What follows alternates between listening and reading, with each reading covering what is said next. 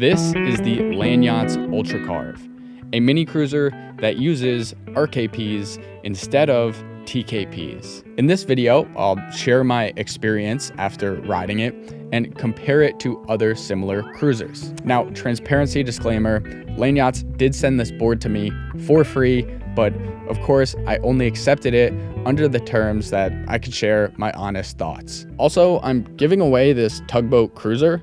All you have to do is sign up for our email newsletter and you'll be automatically entered. Anyway, let's first take a look at the physical differences between the RKPs and TKPs. Then I'll share my opinion on how those differences translate into the riding feel. At the moment, Landyachtz offers 3 truck options: 130mm TKPs, 155mm TKPs, and 130mm RKPs.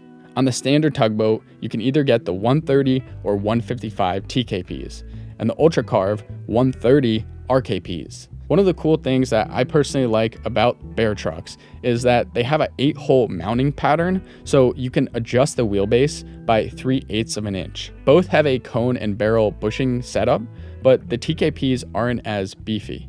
As a result, the TKP's height is about a 1/2 inch shorter than the RKPs. So basically, you'll be able to get a beefier wheel on the RKPs without getting wheel bite as easily. As far as wheelbase goes, if you're using the inner mounting holes, the TKPs add just about 3¼ inches to the standard 14.5 inch wheelbase. So the true axle to axle wheelbase is 17¾ of an inch. And the RKPs add 1¼ inch, making the axle to axle wheelbase 15¾ of an inch. The standardized way of measuring wheelbase is using the difference between the deck truck holes, specifically the front 2 truck holes on the rear of the deck and the rear 2 on the front of your deck. The reason is that trucks have different geometries and it's easier to use a standardized deck mount system rather than have an endless graph of possible wheelbases. Whew, okay,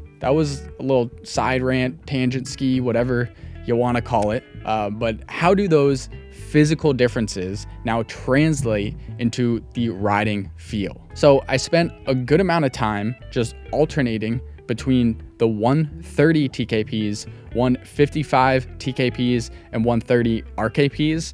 And the biggest thing that stood out to me was that the Ultra Carve is just in a league of its own. It's super agile. Like, you can't even compare it. Honestly, kind of to the point where I would personally describe it as twitchy. I didn't feel that confident digging into deeper carves because the combo of rounded lips and stone ground contact patches broke traction fairly easily. Now, the wheels are offset, which will hold a little better than center set, but for the aggressive carving that it does, I feel like it could make more sense with a sharp lip wheel. The TKP setups carve more drawn out and predictable.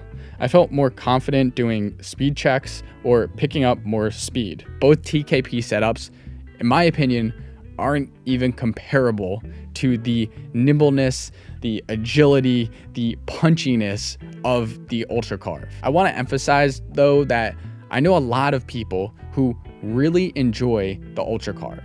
And even though my personal preference is something maybe with a little longer of a wheelbase, to each their own. It really comes down to what riding style, what riding feel you're looking for, and if the Ultra Carve fits within that, beautiful. As far as comparisons go, the only other mini cruiser that I have that uses RKPs is the loaded Bologna, which is slightly shorter, has the same width, and offers 2 wheelbase options.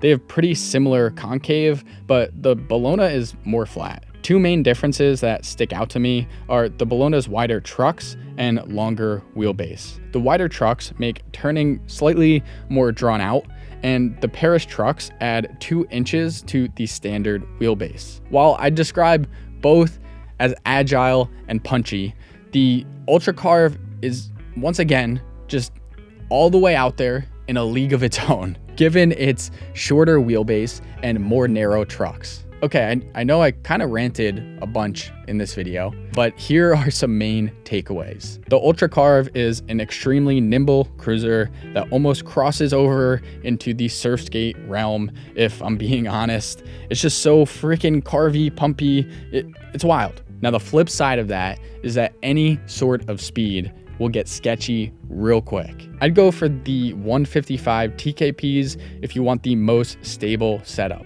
The 130 TKPs for a nice mix of stability and carviness. Personally, this is my favorite setup out of the three since I think it's the most functional. Don't sleep on the 130 RKPs though. They're super fun and I'd highly recommend trying them out with a sharp lip wheel and longer wheelbase. If you have the Ultra Carve or are thinking about getting one, I'd love to hear your thoughts about it in the comments below.